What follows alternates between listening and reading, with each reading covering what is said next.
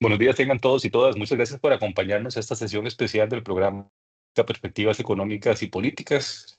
Esta es una sesión especial. Recuerden que gracias a la amabilidad de los funcionarios y del señor presidente del Banco Central, don Roger Madrigal, eh, creo que prácticamente todos los trimestres desde hace algunos años, podemos contar con la presencia de él y del economista jefe del banco, que es don Alonso Alfaro, para conversar sobre el último informe de política monetaria, las proyecciones, las perspectivas económicas que el Banco Central plantea en esos informes, y también conversar un poco sobre la política monetaria y algunos otros aspectos del quehacer y del quehacer del Banco Central y en general de la situación financiera y macroeconómica local.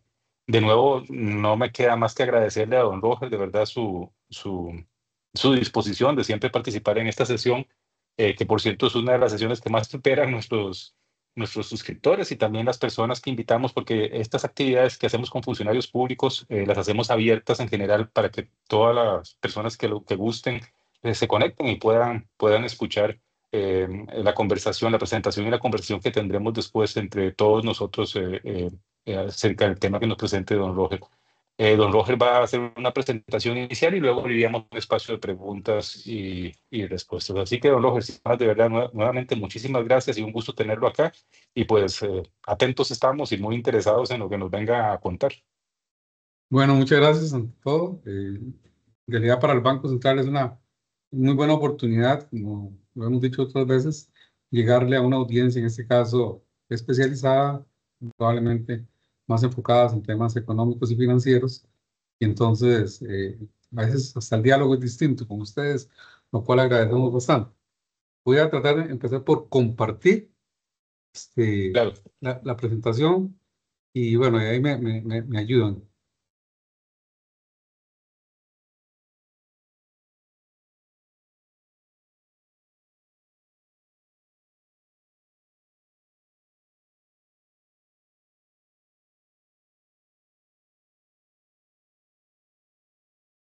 Mm.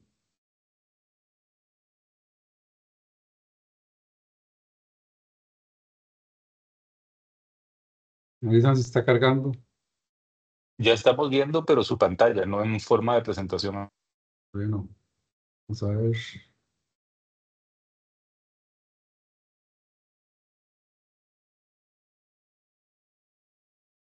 Ahí Ahora todavía sí, no. perfecto, Ahora sí. Voy a, perfecto, ya lo vemos muy perfectamente. bien. Bien.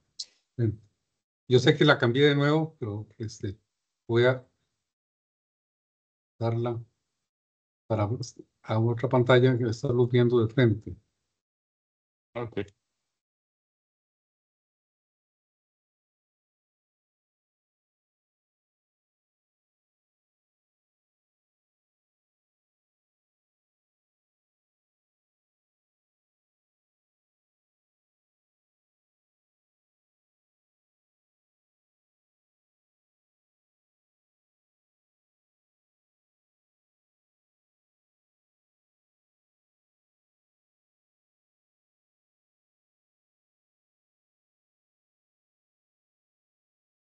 Ahí me ven.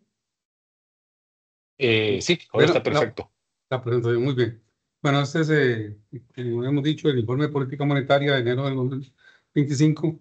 Quisiera iniciar diciendo que hace exactamente una semana se cumplieron 75 años de la constitución del Banco Central, mediante la ley 1130. Entonces, la Junta declaró este año como el año del 75 aniversario de actividades de conmemoración del 75 aniversario de la constitución del banco. Me perdonan tal vez a gente de la audiencia porque esos temas dependen de la especialidad de cada quien. Algunos no les puede parecer aburridos, pero eh, la primera ley del banco no fue una ley orgánica. De hecho, es esa ley, la 1130, del 28 de enero del 50, que en el artículo 17 habla de que el banco, el personal del banco, con una comisión con la gente que considere conveniente, establecerá, redactará una ley orgánica para el Banco Central, que es algo que se puede interpretar como para el sistema financiero. Entonces, hasta después que envía la ley orgánica, pero esta es la primera ley del banco, la ley constitutiva, que obviamente nace lo que se conoce a la vida jurídica del país a una entidad autónoma conocida como Banco Central. Entonces, y bueno, como parte de esa conmemoración, este informe, en su versión electrónica, tiene lo que nosotros llamamos unas contraportadas. Esas contraportadas tienen unos vínculos. Y los vínculos van a las actas que quedaron de la Asamblea Constituyente del 49, donde se hablaba sobre la creación del Banco Central. Y es impresionante ver como la claridad en ese momento, hace 76 años, que algunos diputados constituyentes tenían sobre la naturaleza de un banco central, ideas muy modernas, ideas que se aplicarían mucho después, pasarían 40, 45 años para que se aplicaran. Me llama poderosamente la atención las intervenciones de don Juan Trejos Quirós, de don Luis Felipe González Flores y obviamente de don Rodrigo Facio. Por otro lado, otra gente me ha dicho que el que estuvo detrás de la ley del Banco Central, sus leyes orgánicas, su ley orgánica, la primera fue don Rodrigo Facio. Entonces ahí, en la historia económica pues, de Costa Rica, hay bastante material para entender nuestros orígenes, a dónde estamos, por qué somos como somos en este caso, este diseño de Banco Central. Bueno, eso es ahí para que tengan interés. Eh, Pues, ustedes saben, pues siempre empiezo hablando de la economía internacional, pero hago un pequeño preámbulo sobre qué es lo que hace el Banco Central. En su artículo 2, el banco habla que su función, su objetivo prioritario es la estabilidad interna, externa de la moneda, así como la libre conversión a otras monedas del colón. En cuanto a estabilidad interna, lo hemos interpretado bajo el esquema de meta de inflación como, bueno, tener una inflación baja y estable que en su valor numérico es un valor de 3%. El banco no tiene un rango meta, lo que tiene es un valor numérico, un punto, 3%, lo que habla de una tolerancia, ¿verdad? Con respecto a eso, para saber cuándo estamos muy desviados, poco o mucho, ese punto porcentual hacia arriba y hacia abajo. Y en estabilidad externa, más que un tipo de cambio fijo, ¿verdad? Lo que hemos interpretado es que proveer las condiciones que permitan, básicamente, voy a decirlo en las palabras que usa la gente del banco, que el financiamiento con recursos de largo plazo del déficit de cuenta corriente. Como muchos de los que están aquí saben, Costa Rica es un país que secularmente tiene un déficit en la cuenta corriente y tiene que financiarlo. Y hay varias formas de financiarlo. En Costa Rica, tal vez en los últimos 30 años, 28 años, una cosa así, ha sido con inversión directa, que son recursos de largo plazo. Es ahorro externo, pero no necesariamente endeudamiento. Entonces, esos son, digamos, los objetivos del banco y lo que la buena parte de la política monetaria que hace el banco es cumplimiento de esos objetivos. La coyuntura internacional voy a caracterizarla muy rápido, son 3 o 4 detalles que valen la pena mencionar. Uno es que en el 2024 la economía creció, que llaman una tasa moderada, ahora la vamos a ver, es el 3.2, no es una tasa alta, es una tasa, así le llaman mediana, moderada, ¿verdad? No, el mundo, estamos hablando del mundo, sabemos que hay diferencias de crecimiento entre regiones, pero el mundo como promedio es 3.2, entonces es una tasa, algunos la consideran baja, otros la consideran media, moderada. Esa es la tasa de crecimiento. Hay un proceso desinflacionario, el mundo no termina de desinflarse todavía, ¿verdad? El choque del 2022 y parte del 2023, y ha venido en ese proceso ya por casi 3 años de tratar de controlar esa inflación. Lo que vemos es que sí, que hacia eso van la buena parte de las economías, pero no están ahí todavía. Y vemos, ¿verdad? Digamos, algunos pequeños tropiezos en el camino, ¿verdad? Que hay reversiones en algunos casos en la tasa de inflación y que eso ha llevado a que los bancos que venían con una idea muy clara de reducir su tasa de política monetaria, que no lo hayan hecho tan rápido. Tal vez las noticias de las últimas 2 semanas, incluso se ha dado una serie de revisiones en el mundo de las tasas de política monetaria, vemos ese escenario mixto, que algunos la mantienen, otros la bajan. No recuerdo en este momento si hay algún caso, bueno, el Japón que la sube, pero Japón está muy bajo, pero tenemos de todo, ¿verdad? No, ese gran ciclo de coordinación de política monetaria no estamos ahí. Y bueno, tal vez lo que ha dominado en 2 semanas y un día las noticias es la posibilidad de una guerra comercial que ya entró. Estamos hablando de cómo fue el 2024. Ya el 2024 se hablaba de eso y lo que causaba era incertidumbre. Creo que bueno, podemos hablar un poquito más de la incertidumbre a lo largo de la presentación. Aquí muy rápido, nada más, quiero destacar un par de cosas. Eh, Me voy a concentrar en los crecimientos del tercer y cuarto trimestre del 24. Vean ustedes que en la mayoría de los casos encontraron valores por arriba de 3 es muy poco. Valores por arriba de 4 es casi que extraordinario. Entonces tenemos en este conjunto de países seleccionados, Brasil creció 4%, China 4,6 y 4 en los últimos trimestres, y Costa Rica 4,2, 4,3. De hecho, el PIB en Costa Rica aceleró en el último trimestre, en buena medida por un esfuerzo mayor de exportación. De alguna forma nos sorprendió el dato de exportación y un repunte en la construcción. Llama la atención el crecimiento de Estados Unidos, que se considera buenísimo, no bueno, sino buenísimo. El crecimiento en el 2024 en promedio, eso fue como un 2,8, pero vean, 2,8 de crecimiento se considera muy bueno. Y de hecho, para el 2025-26, ya lo vamos a ver, pues se considera que el crecimiento será menor que ese. Aún así se considera que es bueno, en caso de los Estados Unidos.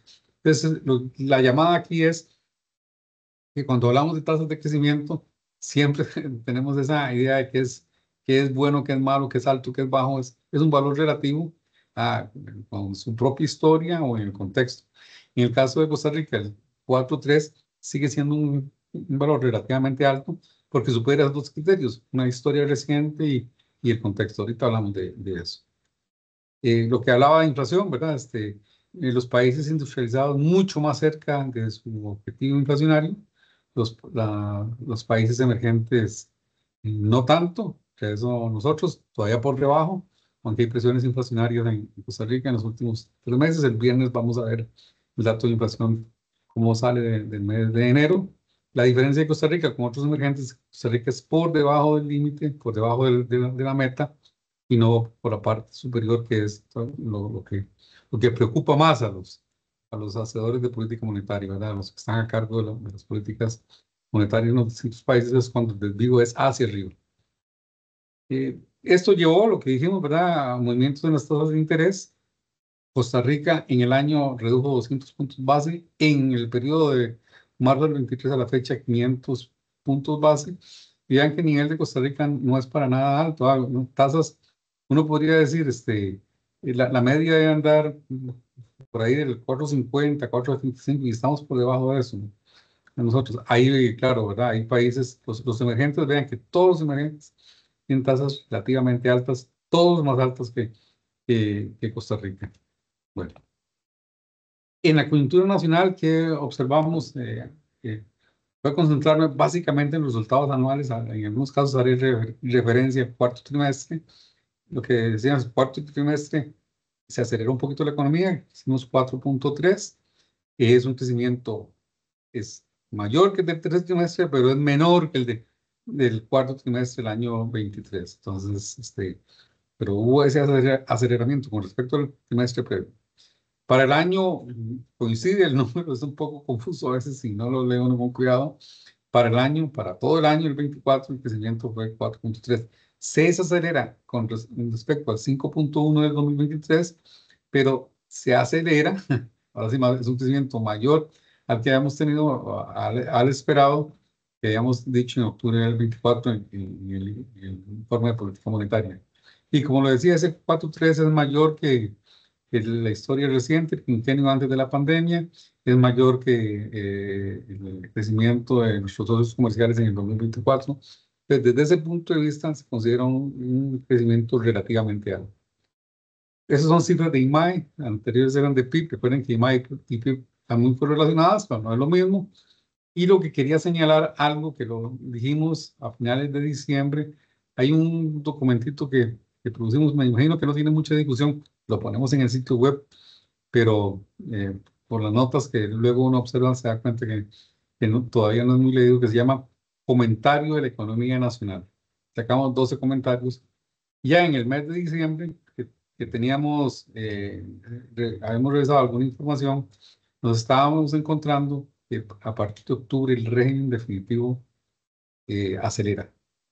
Entonces el régimen definitivo que venía más bien con una tendencia decreciente en septiembre, octubre, pero eso nos damos cuenta en noviembre y diciembre. Observamos que más bien hay un cambio de tendencia en la tasa de crecimiento del régimen definitivo. Muy explicado por lo que les decía, ese repunte que se observa en la segunda parte del año de la construcción. Que la construcción había sido muy alta en el 2023, entonces, en parte, no es todo, porque se estaba creciendo a partir de bases muy altas, entonces buena parte del crecimiento en el 2024 fue tasa negativa, pero nos sorprende de nuevo la última parte del año con un crecimiento positivo y alto de la construcción que hace que el régimen definitivo punto crezca.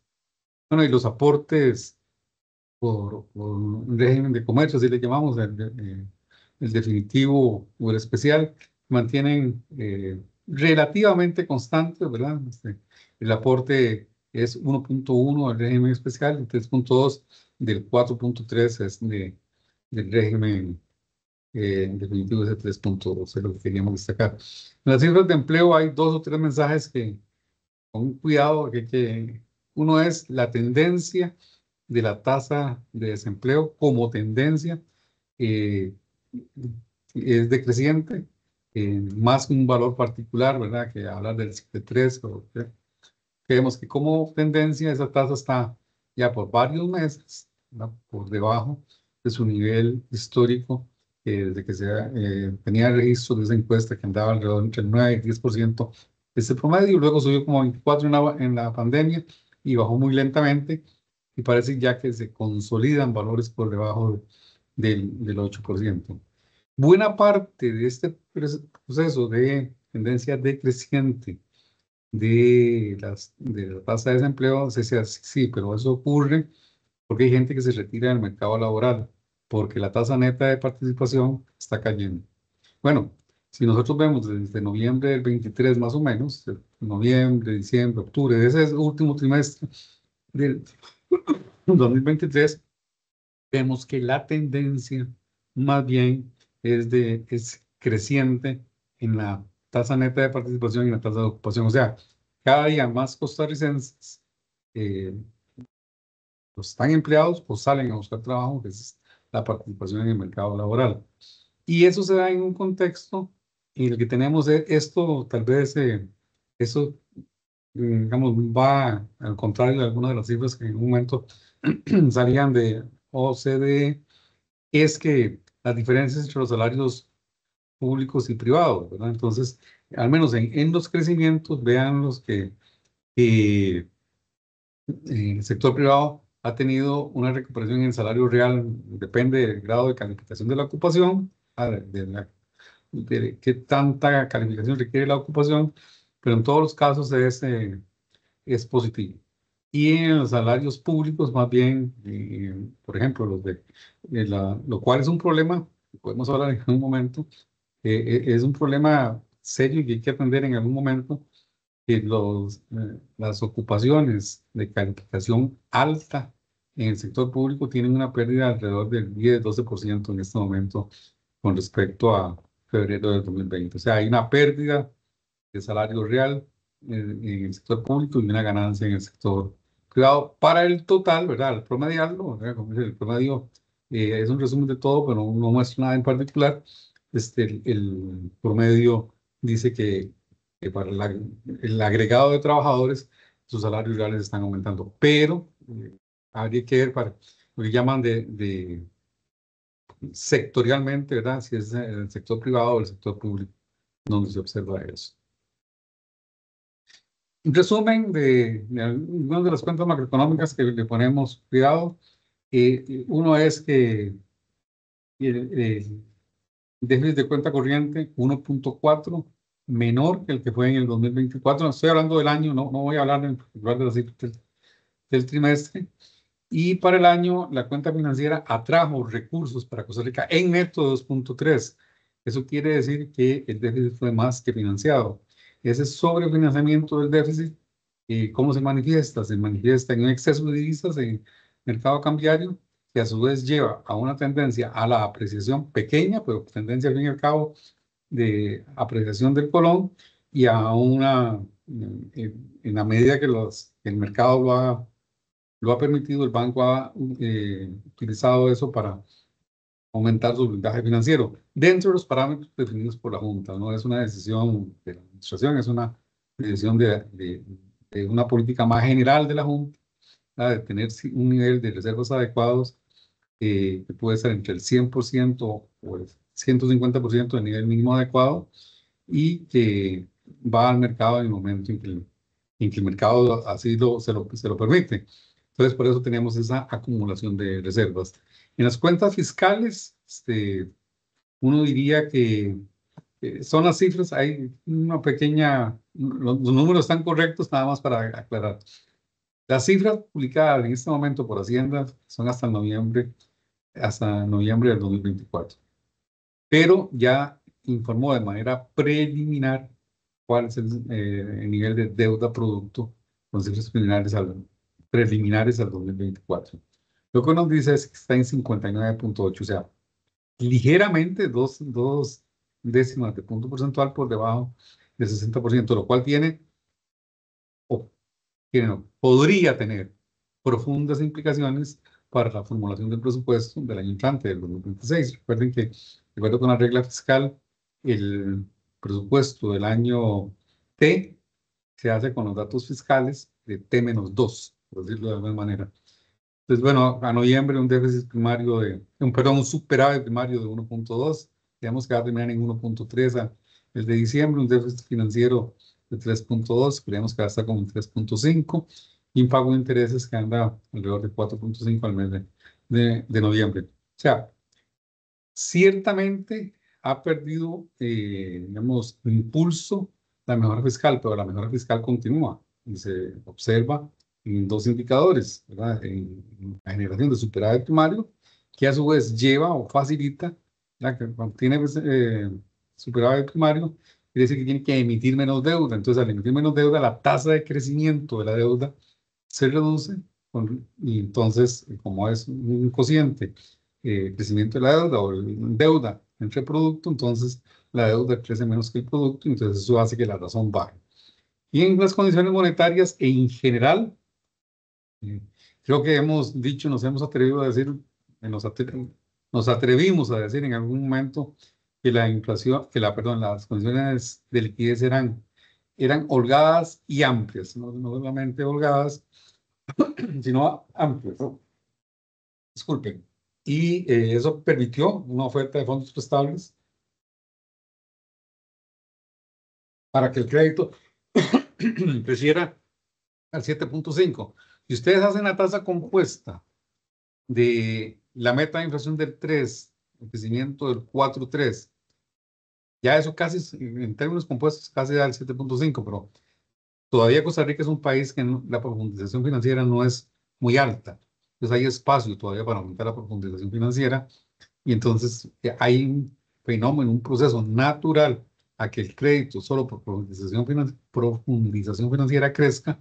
Entonces uno dice, se dio, que eran condiciones monetarias para un crecimiento acorde con la producción nominal, ¿no? En Costa Rica, sin crear presiones inflacionarias más allá de la meta inflacionaria.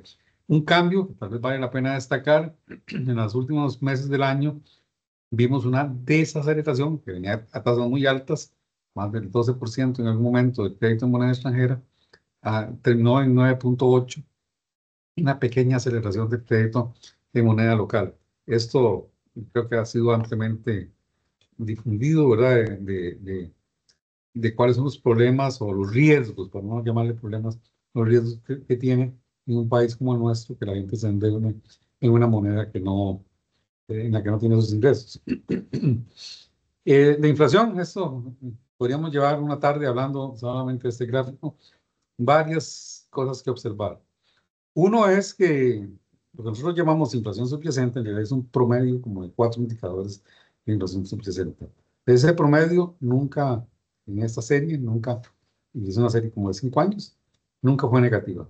Entonces, cuando el Banco Central lo acusaban de que la inflación era negativa y que no estaba haciendo nada, en realidad sí estábamos haciendo algo, pero nos estábamos fijando sobre todo en la inflación subyacente, que es la que se liga más, la que tiene más relación con las acciones de política monetaria, porque sabemos que el IPC es muy influido por lo que alguna gente llama choques de oferta y, o por variabilidades de bienes muy particulares. Los combustibles son otros, son uno de ellos, otros son los, perdón, algunos productos agrícolas de ciclo corto, eso lo vimos, eso va más. En la inflación de diciembre, lo mismo fue muy claro. Para los que ven la inflación con perspectiva histórica, la inflación del mes de diciembre fue una inflación muy alta, fue una inflación de 0,94. Pero bueno, la interanual nos lleva a que sea 0,8, pero fue la inflación muy alta.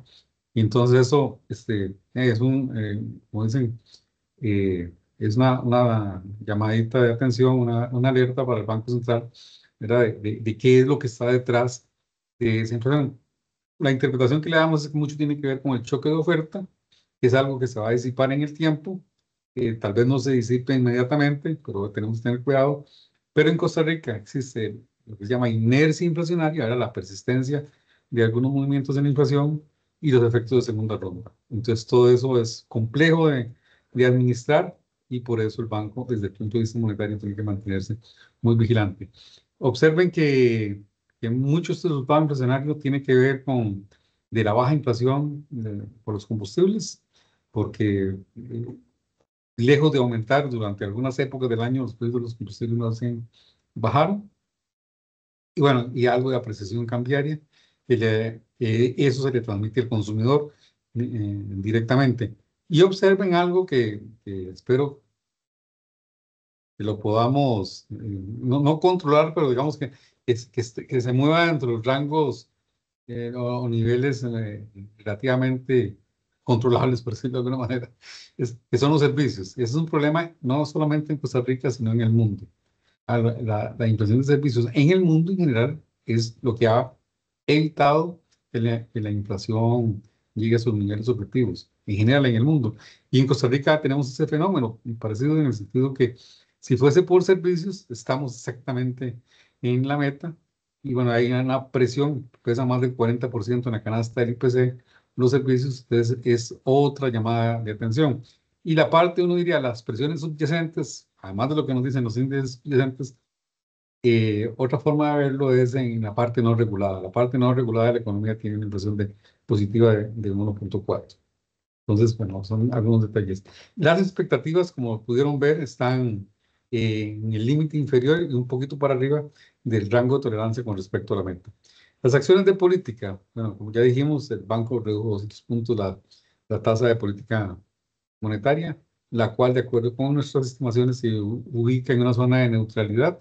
Ha sido un proceso gradual ordenado, las decisiones siempre con base en datos, desde un punto de vista prospectivo, en el que vemos no solamente la trayectoria de la inflación, sino de sus determinantes y los riesgos alrededor de esa inflación para determinar, digamos, de manera prospectiva qué es lo que debemos hacer con la tasa de política monetaria para controlar.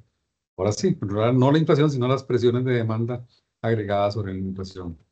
Hemos dicho, ¿verdad?, que hemos tenido una condición holgada y abundante de liquidez, en parte o en buena medida determinada por las compras de divisas que el banco tiene que luego esterilizar y que parte de ese exceso de divisas es luego pasa a las reservas, mejoramos el blindaje financiero y como fenómeno de mercado, país de libertad de comercio, de donde hay oferta y demanda, y es el determinante último del precio, pues el tipo de cambio ha tendido a apreciarse moderadamente, pero se ha apreciado.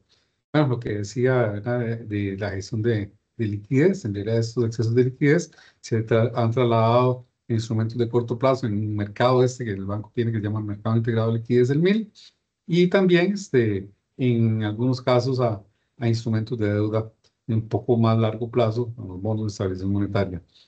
Algo que, digamos, que ocurrió en enero recién terminado es que hubo un vencimiento cuantioso de alrededor de 400.000 millones, casi la mitad de lo que se prestó entre septiembre de 2024 a enero, marzo del 2000, no, entre septiembre del 2020 y enero del 2000, enero, marzo del 2021. Esas fueron lo que llamaron las operaciones diferidas a plazo, que se dio, el monto total autorizado fueron como 840.000, se usaron como 826.000 a periodos a plazos entre 2 y los 4 años, a una tasa con independencia de plazo de 0,8 puntos por ciento, ¿no? O sea, no, claro, 8 décimas de un punto porcentual por año a un plazo máximo de 4 años. Bueno, eso se ha venido cancelando, y entonces buena parte de ese exceso de liquidez y el banco lo retiró, lo eliminó. Cuando le pagan, pues el dinero que entra en el banco, ustedes saben eso, ¿verdad? El dinero que entra a las arcas del Banco Central en ese momento deja de ser dinero, se desmonetiza. Bueno, y lo que dijimos antes es reiterar la idea, era que ha habido un exceso de divisas, ¿verdad? Que fue el que originó el exceso monetario, y que el banco ha participado en el mercado cambiario, básicamente en cumplimiento de su ley, como agente del sector público no bancario, y con la idea, en la medida que el mercado lo permita, fortalecer la posición de reservas internacionales. Eh, Aquí tenemos la variación de tasas de interés entre marzo del 23 y el 21 de enero del 25. Entonces, la reducción ha sido 500 puntos base, a 5 puntos porcentuales. Y se ha transmitido a las distintas tasas, a distintas velocidades y en distintas magnitudes. Vemos que más o menos la mitad de la reducción de tasa de política monetaria se ha transmitido a la tasa básica pasiva, al menos al 21 de enero del 25. En la tasa pasiva negociada mucho más, 440 puntos, 441 en esta medición. Y en las tasas activas es donde tenemos, digamos, donde se habla, digamos, de la escasa transmisión. Como promedio, si es una transmisión baja, ¿verdad? Es un cuarto de lo que, de un 25% del cambio en la tasa de política monetaria, pero diferenciado por actividades en la manufactura es más o menos la mitad. eh, en las actividades mobiliarias, actividades inmobiliarias, la reducción es un poquito más que el promedio, 130 puntos base. Y en actividades como servicio y turismo, es una economía de servicios, donde el turismo es una especie de servicio también, o un conglomerado de servicios, sí se ha reducido 360 puntos, y en comercio 261. Entonces, al menos para esas actividades, con la medición a este punto particular del 21 de enero del 25, la transmisión ha mejorado. Donde no encontramos ninguna relación, y ahora ya puedo hablar de relación, digamos, numérica, que sea esto, es en el consumo. Y es el consumo que se hace bajo la categoría consumo, o lo que se da bajo tarjetas de crédito, que se le imputa como consumo, lejos de bajar, ha aumentado. Bueno, y ahí eso, hay un recuadro que habla sobre este fenómeno, la transmisión de las tasas activas, y qué es lo que puede estar detrás. Seguimos con premios negativos por ahorrar en colones. Hemos visto algo, no podemos decir que no es cierto, hemos visto algo de, de traslado de colones, de fondos que estaban en depósitos a plazo en colones, a depósitos a plazo en dólares. Ha sido un proceso particular de ese tipo de instrumento de dolarización, no ha sido muy alto y no ha, digamos, dislocado o causado disrupciones en el mercado cambiario.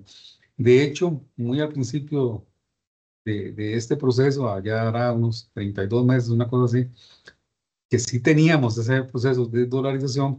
Parte del asunto del banco, que tenía que tener cuidado, era de que no se le saliera de control ese fenómeno. Bueno, pareciera que quiere dolarizarse en sus ahorros a plazo, lo hace, pero que el mercado todavía, el mercado cambiario, pues es lo suficientemente profundo, al menos para ese fenómeno, para que se dé, digamos, con toda normalidad, y que no cause como causó en otros momentos, en el 2008, en el 2017, en algunos momentos 2018, 20, y entonces ese fenómeno está bajo control. Y lo que hablábamos de liquidez, pues no voy a repetir, se pagaron más de 420.000 millones en el mes de enero, ya lo que quedan son como 107.000 millones de saldo que de aquí a junio me imagino que tendrá que desaparecer, o sea, quedar totalmente en cero. Mercado cambiario, en las dos cantidades y precios, bueno, lo que hay es unas cantidades ofrecidas que superan las cantidades demandadas, se crea un superávit que es más que suficiente para atender la demanda del sector público y que una parte de los dólares sobrantes los compra el Banco Central y que ha llevado, digamos, uno podría pensar una relativa estabilidad del tipo de cambio, tal vez durante los últimos 6, 7 meses. Se observa en gráficos. De hecho, la apreciación de lo que llevamos hasta el día de ayer es prácticamente nula. Es muy pequeñita, pero digamos, aquí estamos hablando ayer 509 y 511 fue el 31 de diciembre. Que decíamos, bueno, la participación del banco en el Monex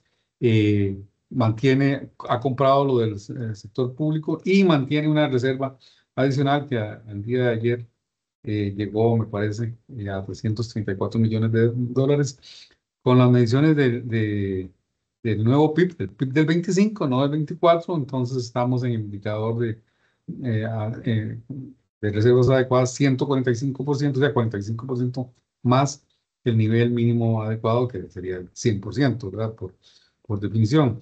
Y en la razón reservas producto alrededor del 14% en este momento. Entonces, vamos rápidamente de la economía internacional. Voy a destacar, tal vez no voy a leer todo el cuadro, obviamente, destacar 2 o 3 detalles. Uno, que el crecimiento es prácticamente igual, es de 3,2 a 3,3 en ambos años. Esto no es que el banco tiene sus propios modelos para calcular el crecimiento del mundo, ¿verdad? Digamos, muy no pretenciosos.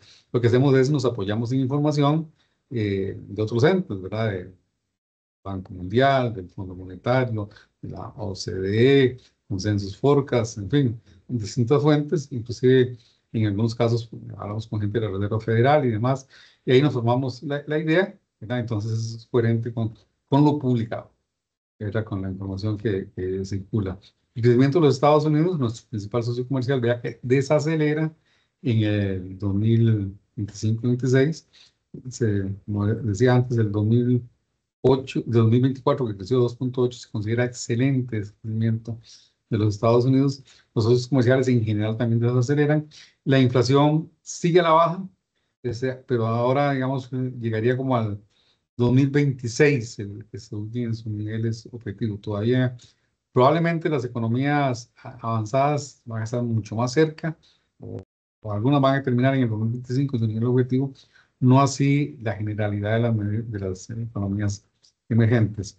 Llama la atención, ¿verdad?, que el precio de los hidrocarburos bajó en el 2024, ya lo mostramos con los resultados de la inflación, pero se espera un ligero aumento en el 2025, 2,2, y una reducción de 8,7 en el 2026. Aquí hay mucha cosa que decir, ¿verdad?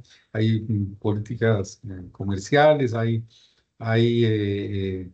planes de inversión, nuevos campos para explorar y demás.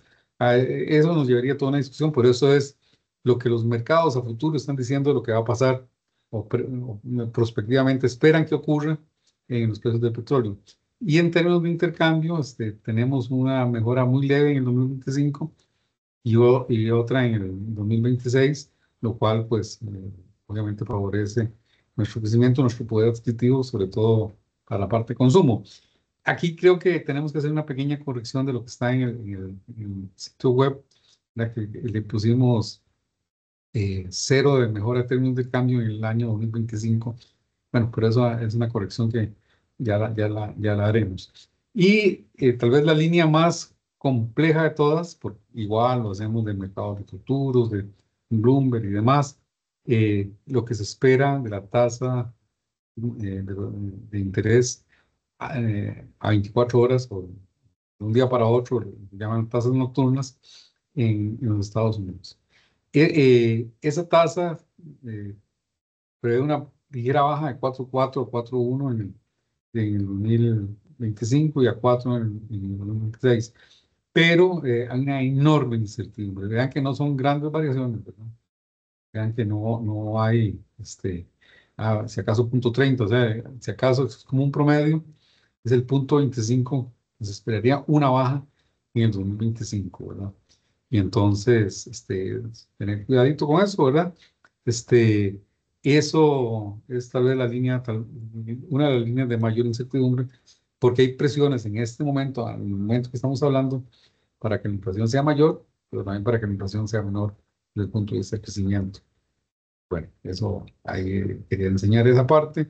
Y la parte nacional muy rápido, eh, dos detalles. No es que revisamos hacia el alza las tasas de crecimiento que teníamos para el 2024 y el 2025. Antes teníamos 4.1, ahora 4.3, 3.9 a 4.1 y 4% en el 2026. Repito, son tasas que son relativamente altas desde el punto de vista del contexto histórico y el contexto del resto de las economías con las que interactuamos en el mundo. Vean que esas tasas están muy por arriba del 3.3 el mundo y del 2.4, 2.2, algo así, nuestros socios comerciales. Cuando vemos, no lo puedo ocurrir con la parte de la oferta, que básicamente la parte de servicios, esa nueva economía la que más crece, pero desde el punto de vista de la demanda, lo que tenemos, vamos a concentrarnos en las últimas tres columnas, lo que se llama el aporte. Esto, vemos, es que es el consumo en inversión, la inversión por formación bruta de capital y variación en las existencias, o sea, es demanda interna lo que, eh, digamos, impulsa o está detrás del crecimiento. No podemos conocer la parte de la demanda externa neta.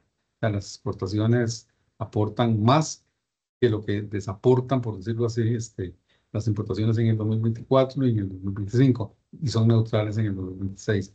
Recuerden que esto yo sé que en esta audiencia, esto sí lo puedo decir sin que me dé mucha vergüenza, esto es el C más I más G, más, abro paréntesis, X menos M, ¿verdad? Esa medición de las cuentas nacionales por el lado del gasto, eso es lo que hace este cuadrito. Entonces, ¿qué es lo que está detrás?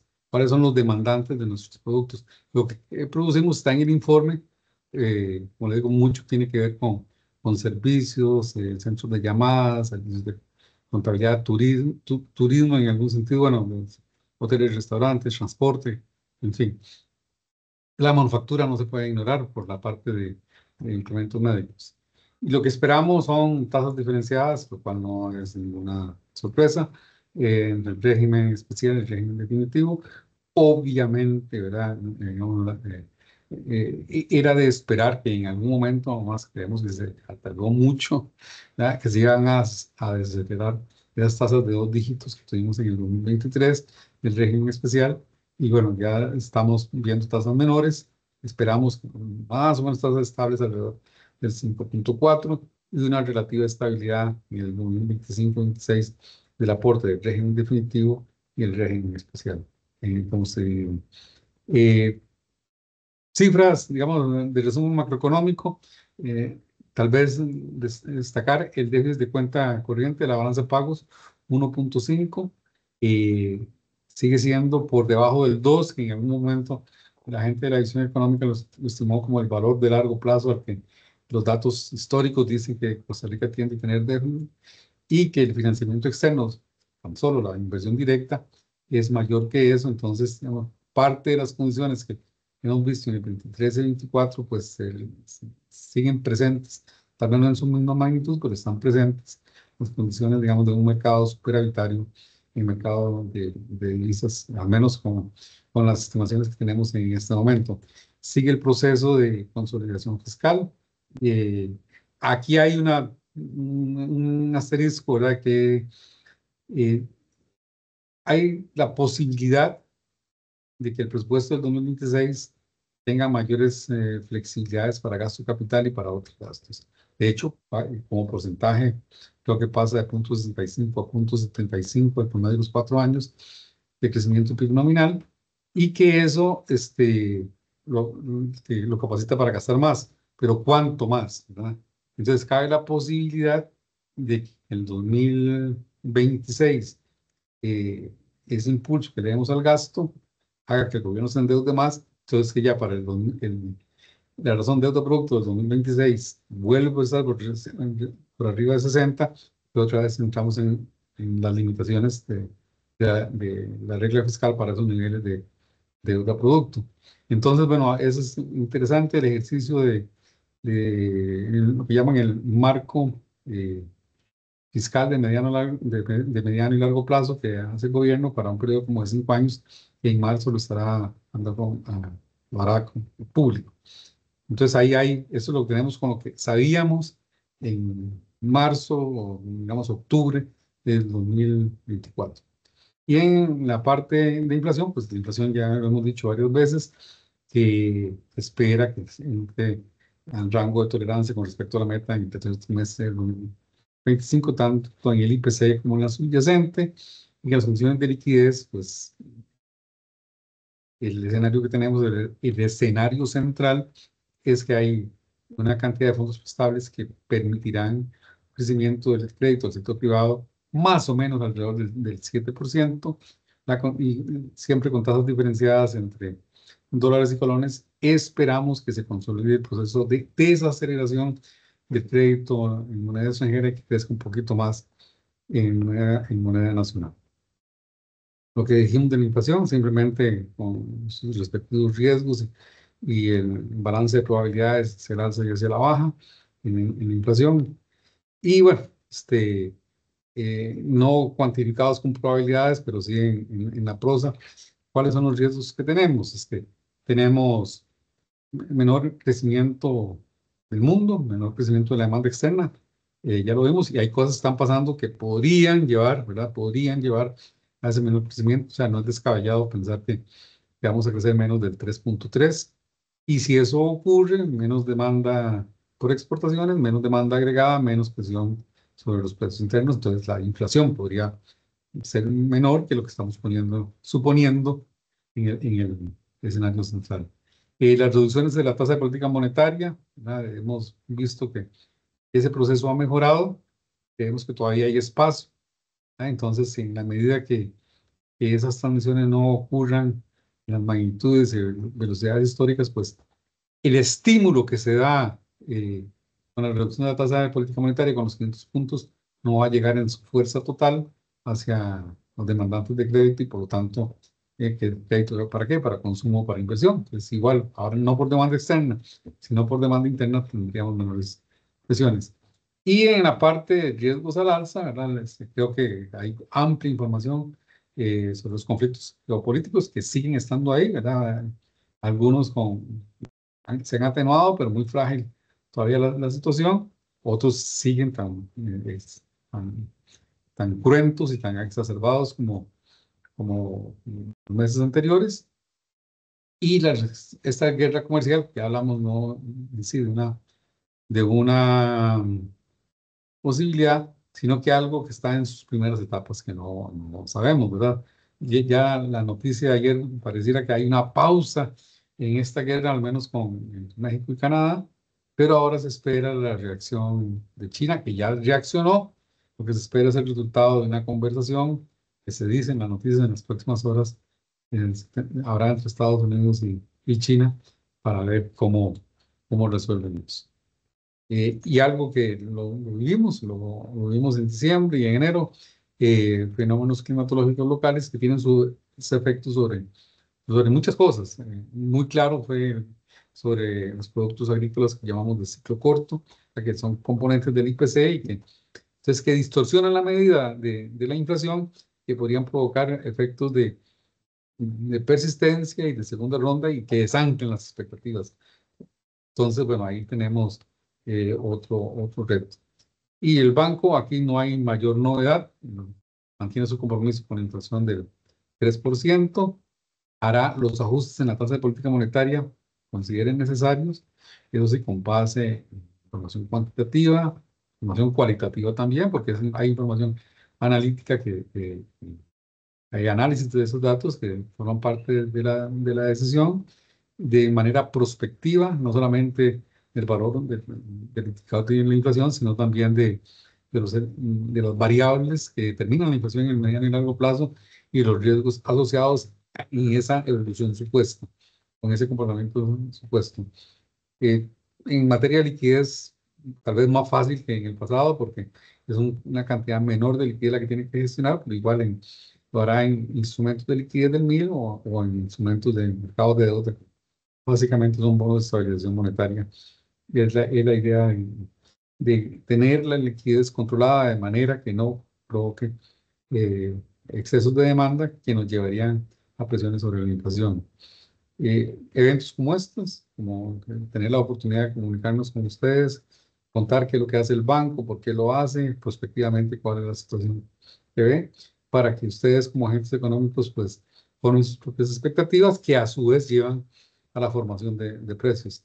En el mercado cambiario, de acuerdo con la ley, lo que le establece, como agente del sector público no bancario, en la medida que el mercado lo permita, el banco mejorará su blindaje financiero, o sea, adquirirá más reservas y si las circunstancias, para que no ocurra, pero las circunstancias lo demandan, pues mitigar fluctuaciones violentas en el mercado, violentas, desordenadas, eh, variaciones en el tipo de cambio que no tienen coherencia con el valor de los fundamentales, o las variables fundamentales que determinan el tipo de cambio en el mediano y largo plazo. Bajo esas circunstancias, el banco interviene. Y en los mercados, no solamente en el cambiario, sino en los mercados financieros que participan el MIL y el de deuda, pues hará con el análisis de posibles cambios, eventuales cambios que mejoren, de nuevo, el proceso de formación de expectativas, el proceso de formación de precios para que el mercado sea eficiente precisamente en determinar esos precios. En síntesis, tenemos un crecimiento modesto y por debajo de promedio histórico en el mundo, una inflación que sigue a la baja a un ritmo lento, no estamos seguros que se completará el proceso en el 2025-26, pero ahí va a la baja. Una economía nacional, un crecimiento relativamente alto y estable, alrededor del 4%, y la inflación todavía, la meta de inflación, pues la Junta no ha tomado ninguna determinación para cambiarla y se mantiene en 3%.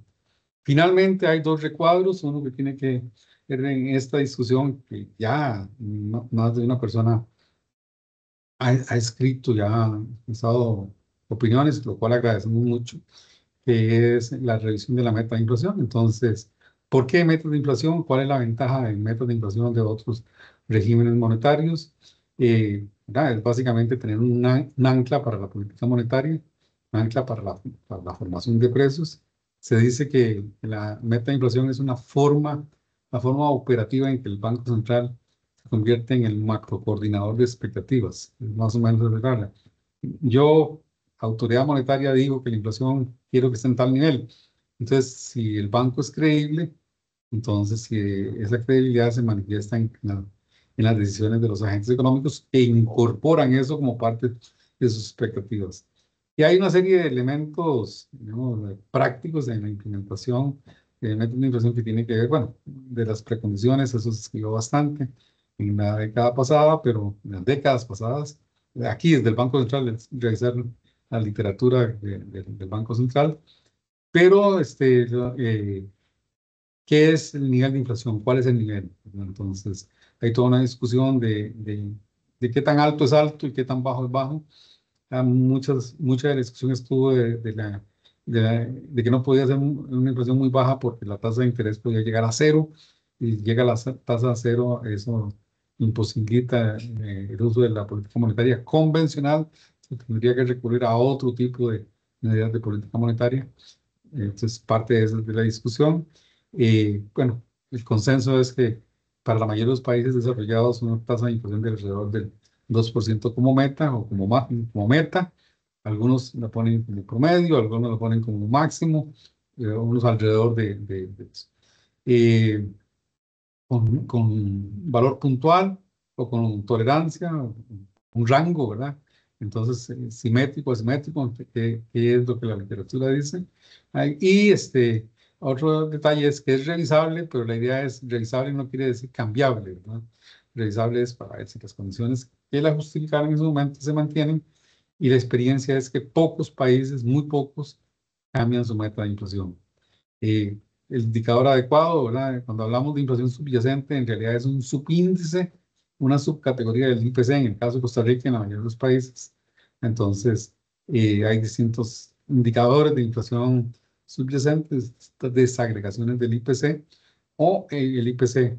La literatura es contundente que a pesar de que la política monetaria se hace con la subyacente, o debe fijarse con la subyacente, o debe ser tomada en cuenta con la subyacente, eh, lo que se le llega al público es el índice de precios al consumidor. Entonces el banco tiene que hacer ese balance, ¿verdad?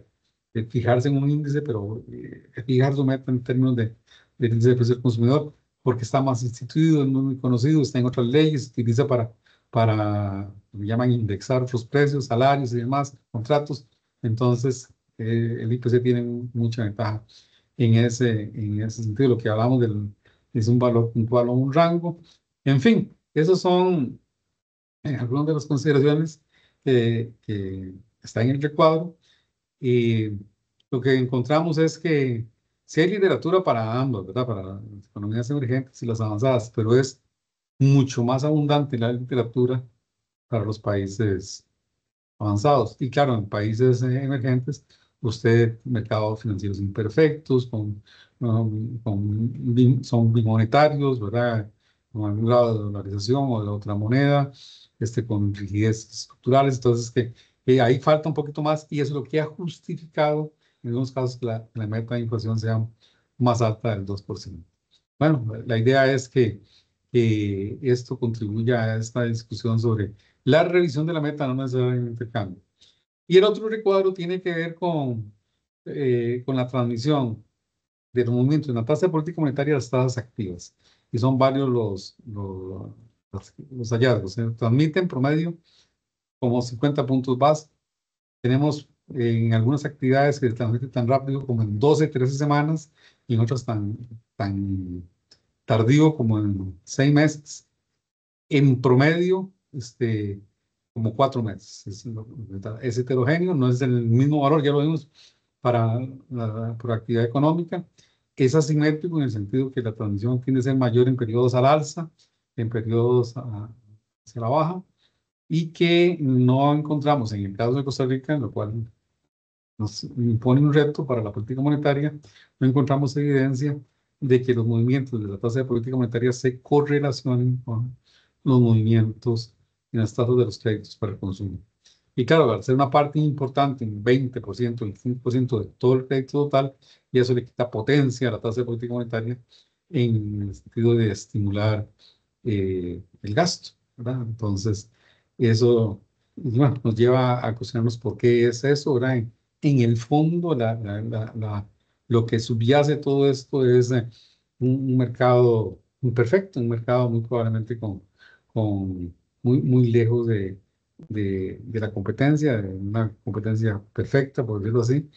Entonces, procesos poco competitivos en esos mercados, entonces le llamamos de una forma más genérica a la característica de la Organización Industrial en Costa Rica. Suspendo aquí, muchas gracias, muchas gracias por la paciencia de escucharme y estoy pues a la orden de ustedes. Ujú. Muchas gracias, don Roger. Más bien, muchas gracias a usted por su presentación tan amplia y detallada. Vamos a abrir un espacio para las preguntas de parte de la audiencia. Tenemos una pregunta en el chat y tenemos la mano levantada también de un participante. Vamos a empezar con la pregunta que aparece en la zona de preguntas y respuestas. Don Rafael Castro nos señala que en un webinar organizado por el Financiero la semana pasada se mencionó que se siguió hablando sobre el tema en relación con la famosa cuenta de otros ingresos o de otras transacciones vinculadas con el mercado cambiario. Y un poco lo que pregunta don Rafael Castro es si el Banco Central conoce o tiene información sobre qué es lo que contiene esa cuenta, esa famosa cuenta de las estadísticas cambiarias. Y se mencionó en esta sesión también el famoso tema de las actividades ilícitas y su posible impacto sobre la apreciación cambiaria. Don Rafael Castro se plantea básicamente una pregunta en relación con esa consulta. No Sí, sé vea, si usted, don Roger o Alonso, quieren hacer algún comentario. vamos a hacerlo en tándem, como dicen. Primero Ok. yo digo algo y que Alfonso entra con las precisiones. Recuerden que esa cuenta de otros es lo que los mismos intermediarios cambiarios registran como otros, ¿verdad? Ujú, Y la falta de acceso a esa información era porque es lo que nos informaban. De hecho, ujú, no está presente, no sé si estará presente, lo tengo que agradecerle a la gerencia que llegó aquí hace como 4 años, intentó, intentó mejorar ese registro. Y fue un proceso muy largo y en algún momento muy contencioso con los intermediarios cambiarios porque no querían dar la información. Entonces, bajo los procesos de validación y depuración de datos, lo que se hace es se tratan de identificar las actividades que generan las demandas y las ofertas de divisas y reclasificarlos con base en la información. Eso suena muy fácil decirlo, pero hace un trabajo titánico de una división de análisis y estadística, datos y estadísticas. Creó el banco para eso. Y lo que tenemos es básicamente un monto muy pequeño todavía del otro, no los niveles que se decían en algunos momentos, porque ya han logrado reclasificar y resultados totalmente coherentes. La parte muy superioritaria de la economía costarricense es la parte ligada al sector externo exportador, por decirlo así. Eh, el régimen definitivo en su total, en su globalidad es deficitario, ¿verdad? Entonces, pero pues, en lugar de la economía, el superávit del sector, no, el superávit del régimen especial exportador es mucho más alto que el déficit del resto de la economía. Entonces suple a esa parte de la economía interna, el régimen definitivo y el sector público. Entonces sí se ha logrado identificar. Eh, Creo que yo lo escuché a usted una vez, don Luis, decir, claro, no seamos ingenuos, por supuesto que deben haber actividades ilícitas y que logran su vía a las cuentas del sistema financiero. Esperamos, ojalá que sea muy poco, pero se ha hecho un gran esfuerzo en Costa Rica en que a los usuarios de las cuentas se les vigila que son los movimientos. Como anécdota, a mí personalmente, en los 3 bancos públicos que tengo cuentas, me han cerrado en algún momento la cuenta. Por movimientos tan simples como que me depositaron el aguinaldo, sinceramente. Estoy hablando más de la cuenta, ¿verdad? Entonces yo considero que hay un control, hasta el momento por lo que he visto, adecuado. Vamos a ver, puede que haya más cosas, pero vean que más bien las actividades ilícitas tienen todo el incentivo para no acercarse a los bancos. Y, ujú. y el MONEX opera es con actividades, con entidades debidamente registradas que tienen su oficina de cumplimiento. Voy a parar aquí. No sé si Alonso quiere comprometerme con algo. Sí, muchas gracias y buenos días a todas y todos. Tal vez ese último comentario que usted hacía es importante, ¿verdad? Porque para aparecer en las transacciones, en lo que queda registrado como otros, tenía que haber cambio de moneda y generalmente uno pensaría que hacer un cambio de moneda le pone todavía más riesgo a una operación que quisiera pasar lo más desapercibida posible. Em, esa clasificación de otros era justamente cuando no podíamos observar y clasificar a las personas o las empresas por su actividad económica. Ahora sí lo podemos hacer y la proporción de transacciones que no se pueden clasificar es bastante, bastante pequeña, ¿verdad? Y hay que recordar que todas estas son transacciones que ocurren en el sistema financiero y nosotros somos usuarios de la información y lo que hacemos es clasificarla adecuadamente. Entonces, eso, digamos, en eso sí se mejoró muchísimo el año pasado, en esa nueva clasificación, y es un esfuerzo que viene de mucho tiempo atrás, creo que hace alrededor de 2 años fue que ya se hizo la Más, norma hace para... como 4 años, Alonso. Bueno, Ah, pero, desde que se identificó, en realidad, vamos a ver. En realidad el problema se identificó desde el puro principio, desde el 2006. Usted no lo conoció, pero cuando Ujú, estaba, voy a decir el nombre porque es algo bueno que ella hizo. Doña Marian Cover, ella identificó eso. Y Marian con Rigoberto Torres, y de hecho ujú, prepararon unos formularios y demás pero no teníamos la fuerza todavía porque se resistían. Entonces, ujú, con la llegada de la gerente, ella se dio cuenta de eso, de ese problema, y entonces fue a ver la parte normativa, habló, trajo a los ingenieros cambiarios a hablar, que en principio estuvieron de acuerdo con la información. Por eso, hubiéramos empezado mucho antes, pero en el medio de eso ocurrió un evento ahí que tiene que ver con datos. Entonces, algo que no era parte de la discusión, se convirtió en parte de la discusión, eran los datos del mercado ujú. cambiario. Y fue, bueno, ya hasta el año pasado que se pudo, digamos, mejorar esa clasificación. Y es un proceso, eso, la idea es, ojalá que otros llegue a cero. Ok, perdón.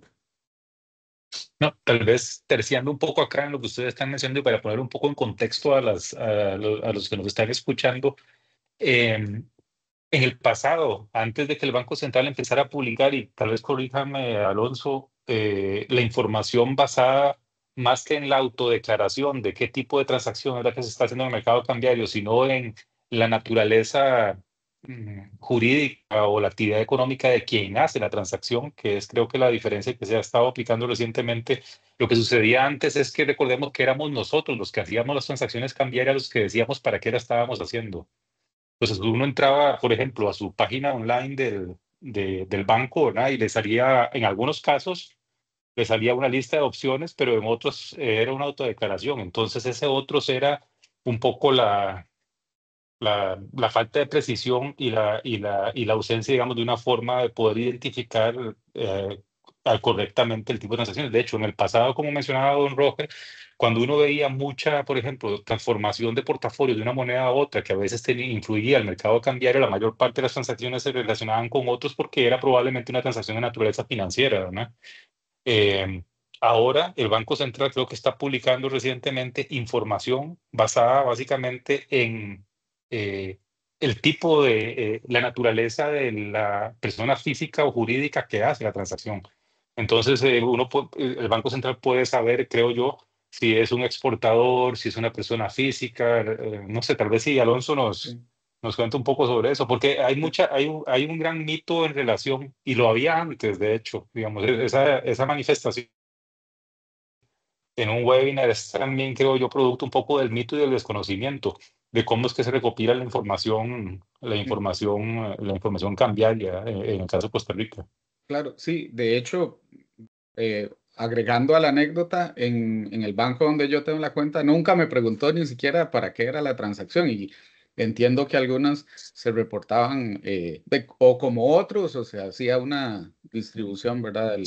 De las operaciones y ahora efectivamente con una de los esfuerzos más importantes que tiene que hacer el banco en términos de este tipo de datos, en términos de la producción, por ejemplo, del PIB cantonal, es poder clasificar la información bien, porque nada hacemos con un dato si no lo podemos clasificar en la actividad económica que corresponde, en el lugar geográfico que corresponde, por ejemplo, para el PIB cantonal.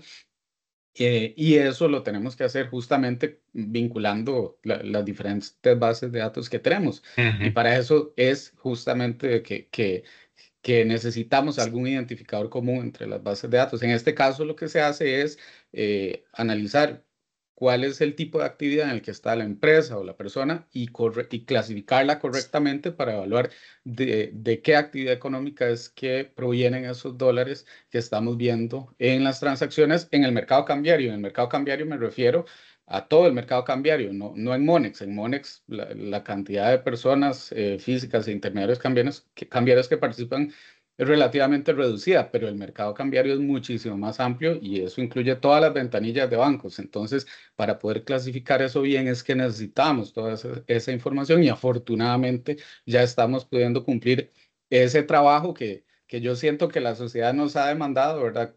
Esto necesitamos entender bien qué es lo que está ocurriendo, de dónde vienen los dólares y antes no lo podíamos hacer satisfactoriamente. Toda la inquietud sobre otros venía un poco de ahí y ahora sí estamos pudiendo dar esa información. Todavía no estoy seguro si hemos logrado transmitir el mensaje adecuadamente, pero esa es la intención y eso es lo que estamos haciendo. Y un poco, digamos, perdonen que siga aquí interviniendo, porque este es un tema que me apasionó el año pasado. De hecho, escribí 2 cosas sobre el mercado cambiario, porque a mí me parece, especialmente para los que nos dedicamos a esto, que es muy importante entender el mercado para poder eh, participar en él, digamos, y para poder tener una idea de las perspectivas que vienen hacia adelante. Seguirle la pista a un dólar en un mercado cambiario es algo sumamente complicado, porque para empezar, los dólares no se transan una sola vez, digamos. Por ejemplo, si una compañía exportadora trae un dólar, ¿verdad? Ese dólar entra al sistema bancario, ahí se multiplica, digamos, en el proceso de creación de dinero bancario, por ejemplo. Si esa compañía exportadora le paga a una persona en dólares, ese muchacho o muchacha que recibe ese dólar, ¿verdad? Ese dólar lo va a cambiar en colones en algún momento y la persona que ese pago en colones puede ser que vuelva de nuevo a comprar dólares o a vender dólares. Es decir, cada dólar, los dólares tienen una vida muy complicada, digamos, en general, una vida muy... Muy activa. el tema, el mercado cambia muy activa, el mercado cambiario es un mercado secundario, digamos, entonces es muy difícil, los dólares que vemos que se cambian en el mercado cambiario pueden haber ingresado por turismo, por una transacción financiera, por el sector exportador, pero pueden cambiarse múltiples veces en un periodo muy corto de tiempo porque es básicamente un mercado secundario muy activo de moneda extranjera. Entonces es un tema muy interesante. Lo que voy a tratar de hacer tal vez compartir con los participantes un poco y lo que hemos escrito sobre el tema, porque creo que puede aclarar un poco ese mito que hay en relación con los flujos ilícitos. Y de nuevo ahí lo que mencionaba don Roger al principio, no es que esté negando la posibilidad de que existan actividades ilícitas, yo creo que sí las hay, desgraciadamente. Pero de ahí a que la evidencia diga que esa es la razón por la cual se aprecia la moneda, creo que esa es otra historia, digamos. Ahí los números, en mi opinión, por ejemplo, y así lo hemos expresado en nuestras reuniones, los números creo que hablan bastante bien de cuáles son las razones por las cuales se ha comportado el tipo de cambio real y nominal como se ha comportado recientemente. Pero Sí, voy a compartirles justamente, un poco por qué. Creo que vale sí. la pena, creo que vale la pena porque es un tema complicado en realidad. Ujú, Ujú. Justamente la discusión a veces se va por lo que no podemos ver, pero lo que podemos ver es enorme, o sea, es muchísimo ujú. y es muy clara la dirección de los movimientos. Ujú.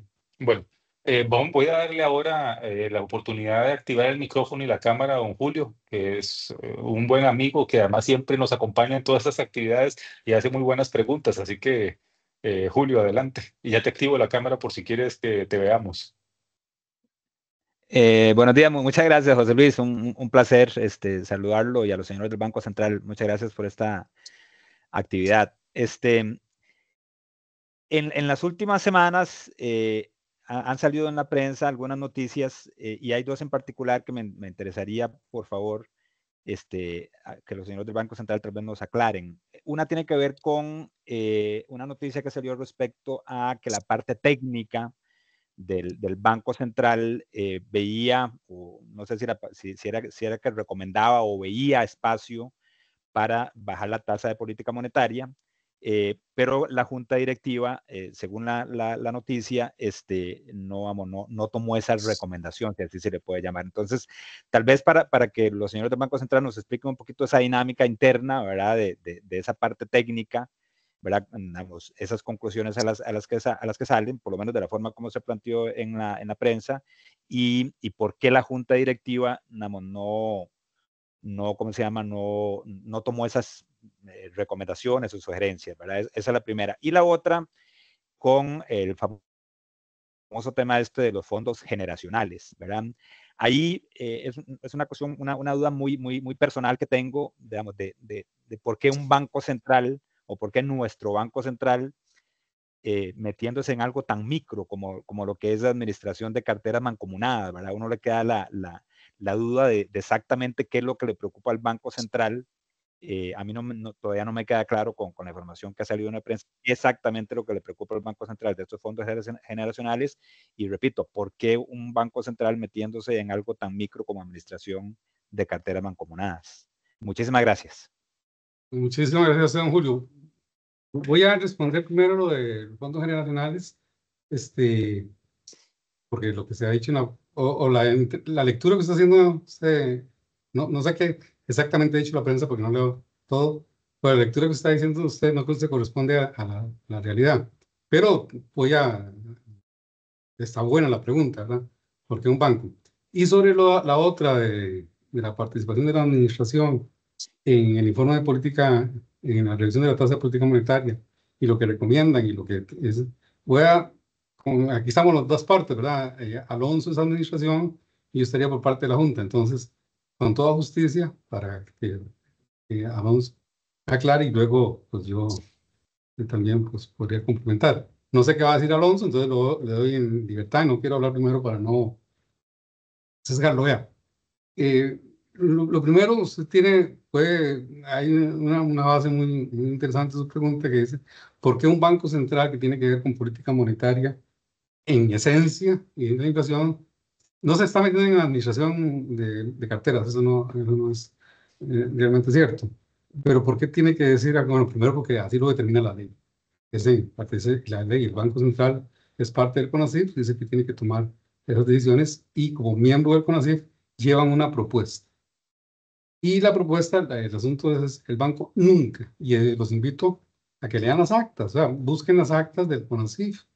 De eso se habló creo que en septiembre y luego en diciembre, me parece que el 6 de diciembre del 23, ¿no? Se habló en el CONACYT y lo que se pidió fueron cuáles son los impactos. Es un mercado tanto financiero como un mercado bursátil como cambiario poco profundo. Y entonces, a todos los agentes o a una masa crítica de agentes que son, que transan títulos, valores, moneda extranjera, llevándolos a que se muevan a un lado o al otro en un momento, en un mercado tan pequeño, eso puede tener efectos disruptivos en los mercados.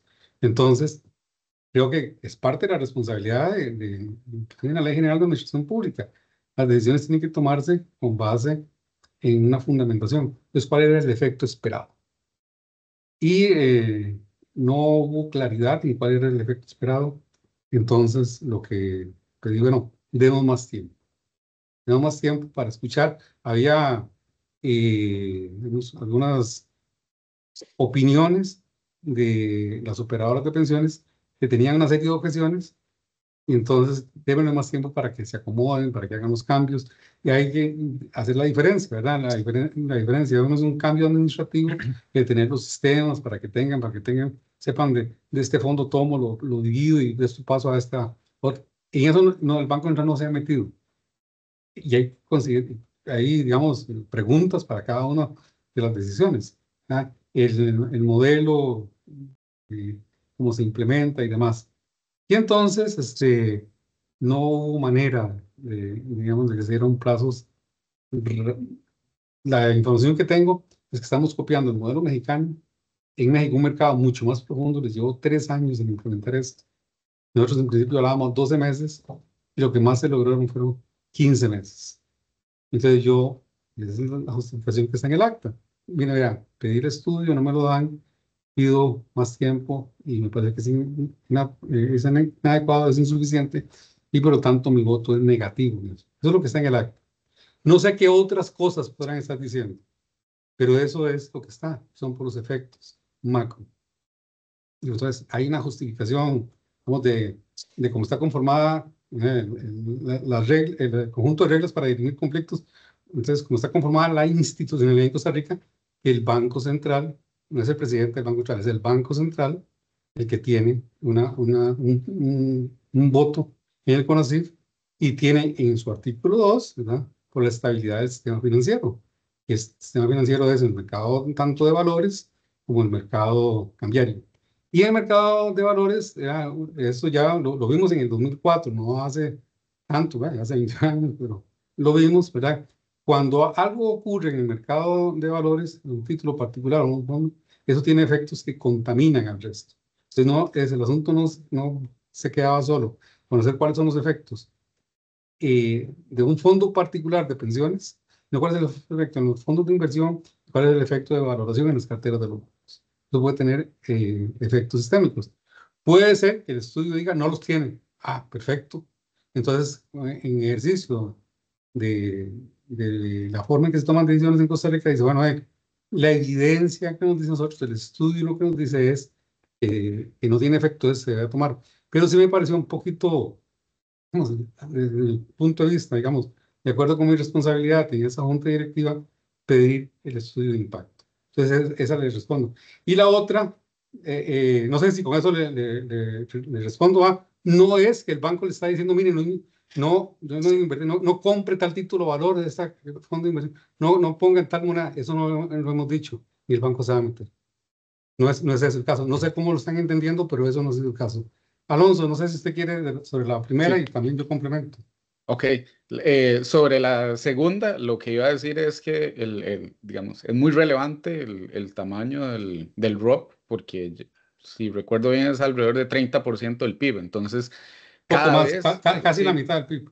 sí, ok, entonces es una magnitud muy considerable y cualquier cambio que se haga sin los debidos estudios de impacto y sin conocer las implicaciones, pues es relevante para la estabilidad del sistema financiero, que es responsabilidad del banco de acuerdo con su ley orgánica. Ahora, a mí me llamó mucho la atención ese artículo que salió hace unos días y tal vez voy a plantear varias ideas. Bueno, lo primero es que en Costa Rica la Ley General de Administración Pública siempre indica que la administración es la que debe plantear algún análisis para que la junta directiva de las entidades que corresponda sea la que decida.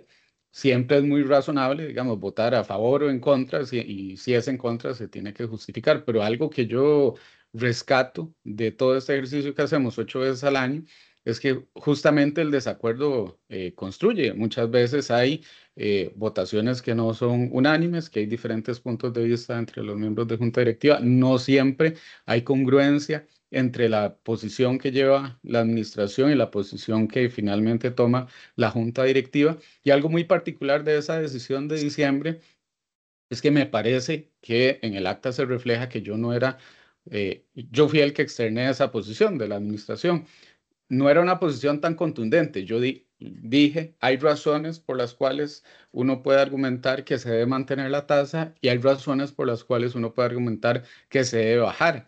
Finalmente, el balance nos inclinó a sugerir una recomendación.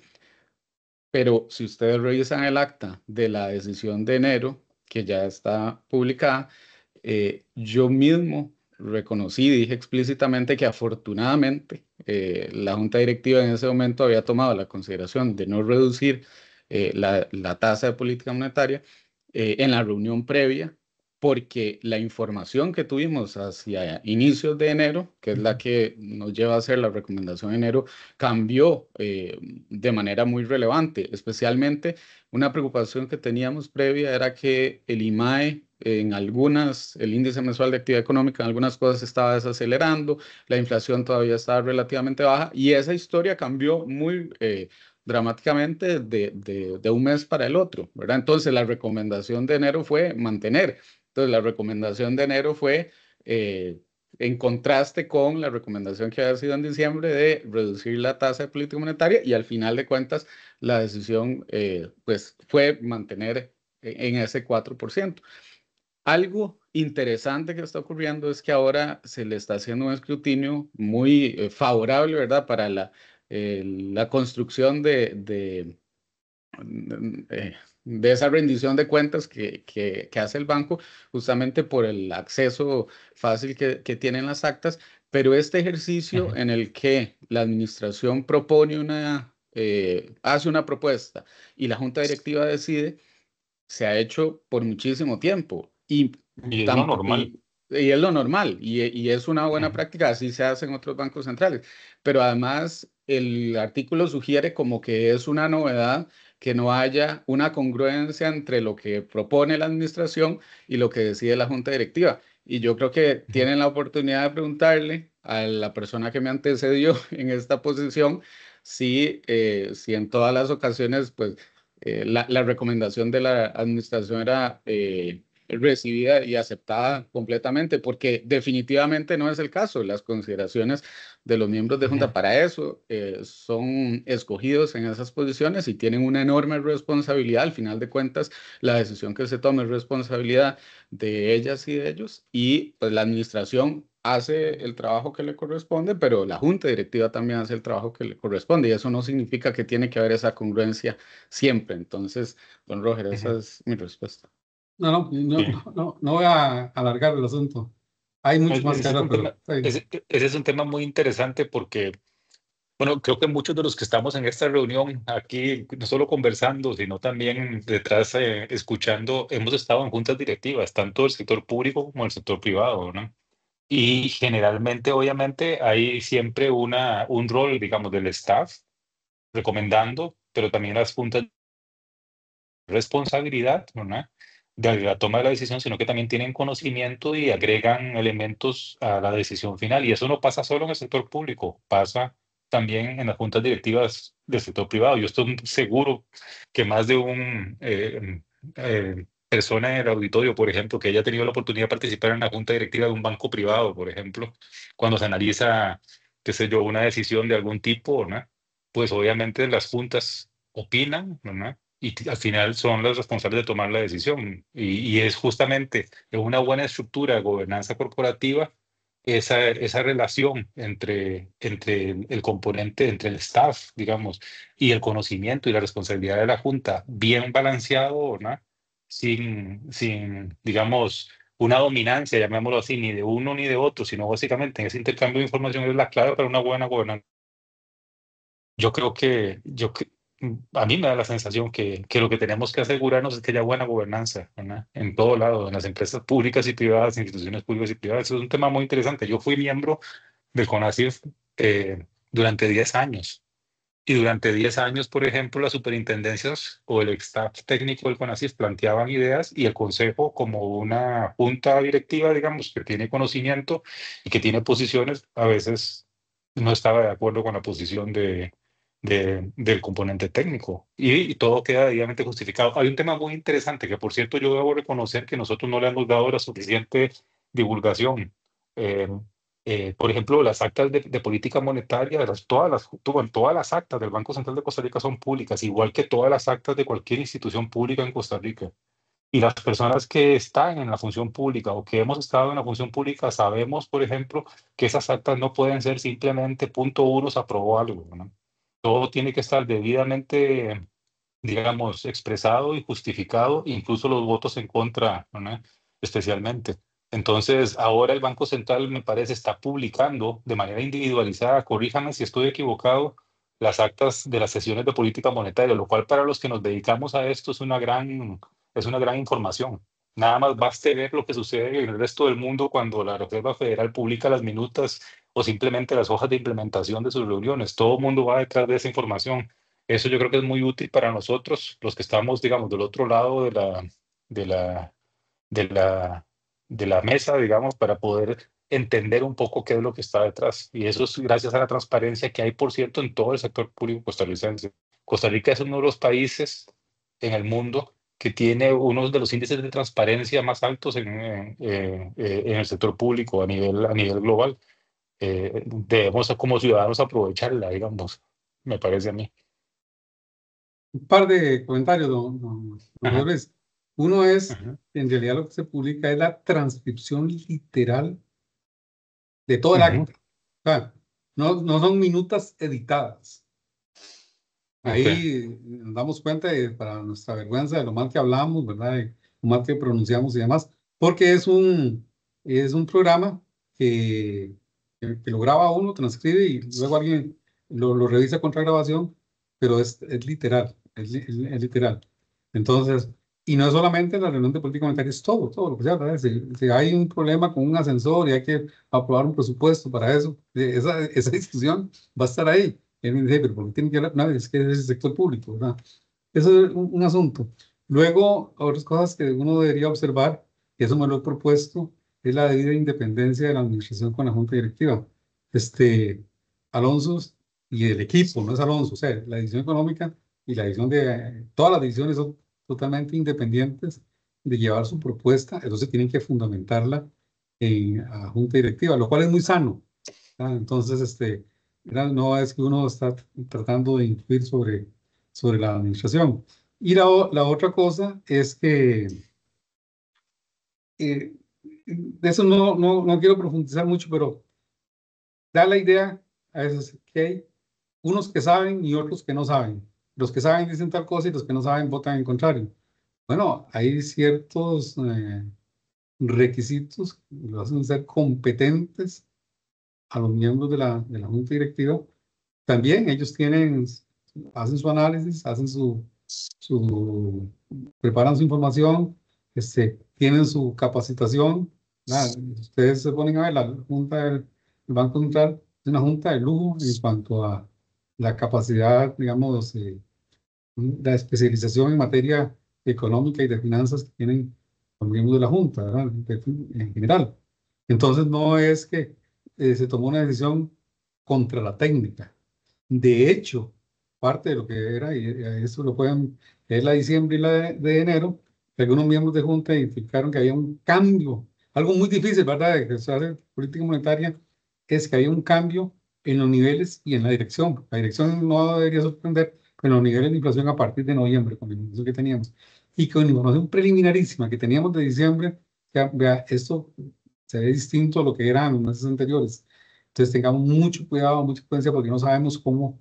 Y lo que dice Alonso no lo quiso decir de esa forma, pero así que lo dijo, es que la decisión de enero, o sea, los datos de enero, le confirmaron a la Junta Directiva que tuvo razón de hacer lo que hizo en diciembre. Entonces pero eso no sale. Pero esa es la idea, ya. Me quedo callado. No sé si tenemos, no se preocupe, ha sido muy interesante esta conversación porque yo creo que ese es un tema muy importante. Vivimos en tiempos en que hay mucha desconfianza, digamos, en nuestras democracias en general. Y esto, perdonen que meta un tema de naturaleza política, pero esa desconfianza muchas veces no debería llevarnos a pensar que todas las cosas funcionan mal necesariamente. Es decir, este país hizo un esfuerzo muy grande, no el año pasado ni el año antepasado, sino hizo un esfuerzo muy grande después de la crisis de los años 90, de los años 80, perdón, en el caso de Costa Rica, para reformar no solo la regulación de su sistema financiero, sino su sistema financiero y sobre todo el marco jurídico y operativo de la política monetaria y del Banco Central. Y esas reformas, digamos, en muchos sentidos, es parte de lo que permite actualmente que tengamos me parece a mí, cada vez más un banco central con el arsenal y con las armas apropiadas para poder hacer lo que le corresponde hacer. Como vivimos en esos tiempos de tanta desconfianza, siento yo, digamos, perdemos a veces de vista que hay que confiar, digamos, en alguna medida, de que hay instituciones que funcionan, ¿verdad? Y eso es muy importante, no para lo económico, ¿verdad? Eso es muy importante para la convivencia en democracia, digamos, especialmente, porque si no se confía en nadie, digamos, si no se respetan los marcos institucionales, si no se confía, por ejemplo, en la discusión que siempre hay en toda la institución pública entre el staff y los componentes asociados con sus juntas directivas, al final de cuentas, eh, no se pueden construir instituciones y no se pueden construir políticas públicas adecuadamente. Y entonces ese es un tema muy interesante y yo creo que es parte de los tiempos, desgraciadamente, que nos toca vivir en materia política. No les estoy pidiendo un comentario sobre eso, es nada más mi llanto, digamos, democrático en ese sentido. No sé si tenemos alguna otra pregunta de los asistentes. No sé si yo te esta es una consulta un poco más económica. Intuyo un poco detrás de los números, por ejemplo, que ustedes están presentando del escenario 24, 25, 26, una sensación un poco de que están esperando menos desinflación internacional y sobre todo un poco una recuperación un poco más sostenida de la demanda interna. Eso me llama un poco la atención porque bueno, los riesgos de desinflación externa siguen estando ahí, ¿verdad? Y un poco el cierre del año pasado, todavía la demanda doméstica era relativamente débil, pero sí se estaba recuperando, digamos, eso sí, eso es un hecho interesante. Eh, Desde el punto de vista prospectivo, un poco el Banco Central lo que está anticipando es un poco más digamos, un poco más de dinamismo, más de normalización de los componentes de demanda interna. Debo reconocer, por ejemplo, que una cosa que me llamó la atención en particular al final del año pasado es que uno está empezando a observar, no solo en volumen, sino en valor también, un crecimiento un poco más acelerado de importaciones, la recuperación del ingreso real de los hogares, la recuperación del empleo, el aumento, por ejemplo, salarial en el sector público retroactivo del año pasado y el aumento salarial previsto para el sector privado, digamos, todos son señales que van un poco en esa dirección, pero, pero no sé si los estoy leyendo bien, anticipo un poco más de, de pareciera anticipar sus números un poco más de recuperación o de crecimiento, de impulso de la demanda interna en el año 2025. No sé si lo estoy leyendo bien. Lo que hay es en términos relativos. Hay relativa Ujú, estabilidad tanto en el consumo como ujú, la demanda por inversión, que es formación bruta de ujú, capital y variación en existencias, pero relativamente sí pesa más, porque lo que tenemos es una desaceleración de los costos exportados, que sigue siendo alto, que sí, ujú, desde esa normalización, esa ruta hacia la normalización. Entonces, claro, cuando usted lo ve en los aportes, entonces la demanda ujú, externa tiende a tener una participación relativamente menor, la demanda externa neta. ujú, Pero en inflación definitivamente sí. En inflación definitivamente sí. Creo que está cosas por verse, está en la incertidumbre, ¿verdad? claro. Pero tanto la situación fiscal en los Estados Unidos, lo que pueda ocurrir con el mercado laboral, con el empleo, y este asunto de los aranceles, todo apunta que hay países que están haciendo sus estimaciones tanto en crecimiento como en inflación, los efectos que tendría. Eh, pero creo que lo comentamos antes, algo que no estábamos esperando, ¿no? Es esto de que se anuncie una medida y que la medida no se sabe si se toma o no, ¿verdad? 24 horas Ujú, después va para atrás o 48 horas después dice, bueno, hablemos de nuevo de esto.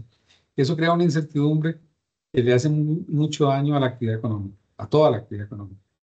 Y entonces, ujú.